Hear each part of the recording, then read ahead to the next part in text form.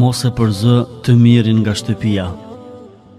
Dietari Muhammed Uthejmini, Allahu mëshiroft, thot: një burr ja kishte pas ndaluar gruas së vet t'i jap lëmosh çdo të miri që troket në derë.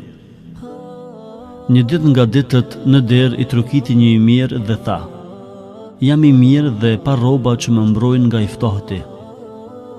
Grua si erdhi keq për gjendjen e tij dhe ju zbut zemra. Ja dha 3 hurma dhe i dha veshmbathje.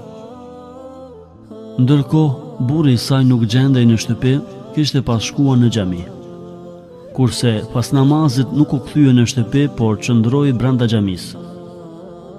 E zuri gjumi në xhami dhe e pa një ëndër se kishte pas ndodhur kiameti.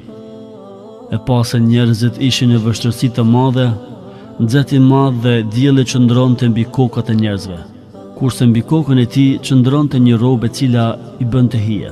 Në të i kishte 3 vrima dhe erdhen 3 hurma dhe i mboshën e i plotësuan ato vrima.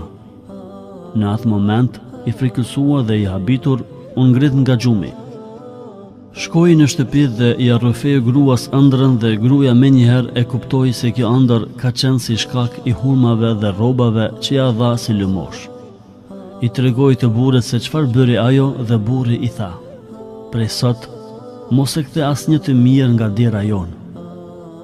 Kjo plotësisht përputhet me hadithin e të dërguarit të Allahut, Allahu qoftë i kënaqur me të, i cili thotë: çdo njeri do të qëndrojë në hijen e lëmoshës së tij derisa të kryhet llogaria.